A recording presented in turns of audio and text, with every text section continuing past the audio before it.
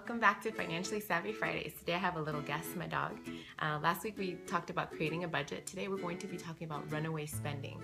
And she's definitely one of those runaway spending items that we could talk about. She's still half asleep, 6 a.m. This is the only time I could get her without her barking, and you can see her already yawning. So let's get to it. Getting rid of runaway spending is not as easy as it sounds, but it's doable. We're going to go over two topics from my book. The first one is eating out, and the second one is, overspending while tipsy. Yes, we'll discuss those two. These two items I picked because as recent college graduates, or anyone really in this area, spends a lot of money that they shouldn't be. Let's take the example if you're eating lunch. If you take out and you eat lunch every Monday through Friday while at work, and you're going to, let's say, a nearby Subway or McDonald's, wherever you're shopping for your lunch, you're easily spending at least $10. Let's just say it's a drink included and everything else. If you're doing that 5 days a week, that's $10 times 5 days a week is what? $50 a week on just lunch.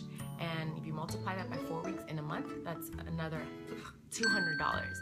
And then from there, if you think about it, 12 months out of the year, you're gonna be spending a little over $2,400.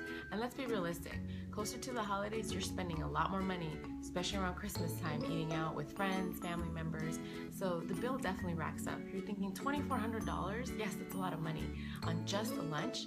Think about it, if you're spending coffee, it's another $5 a day if you're eating out for breakfast and for dinner. I know a lot of people that don't necessarily just buy one meal a day, and it could definitely add up. And this is not including the weekends when you're out for social events or birthday parties, eating brunch, things like that. So in order to cut those, at least that cost in half, first is start packing your lunch. As simple as it sounds, you don't have to do it every single day, because I understand sometimes you go to lunch to be sociable with your coworkers or friends, but maybe start thinking about every other day packing a sandwich or leftovers from the night before, or freezing, or doing a potluck style. In order to cut down on those costs, you really have to understand where your money's going. So doing that at least maybe 3 times a week, 2 times a week, or just say, you know what, Monday through Friday, breakfast and lunch, that's something I'm always gonna take care of. Packing, and in the long run, your body will thank you, your health will thank you, and definitely your pocketbook. The second runaway spending, but huge, is another one, bartender. Yes, it happens to many of us, especially for recent college graduates or anyone that's going out for happy hour. What happens? I'll get around for everyone, and there's 10 of you. When in reality, maybe you were just planning to get one drink. I was never a big drinker, so that was a really big issue for me. Is I'm like, you want me to buy 10 drinks when I was only maybe planning to buy one? Just be courteous. Let people know, you know what, today I'm not really drinking much, just 1 or 2 drinks. What happens is you end up spending 10 times that, and usually by the 3rd drink you can't have any more. So why do you even want to do that? Another trick in order when you're going out and having time at the club or buying drinks here and there is take cash. It's a lot harder to part from cash away from that than actual credit card. Let's get back to the pet ownership. I know that's a really difficult one because most people, especially right out of school, you want to have a pet, a little buddy at home.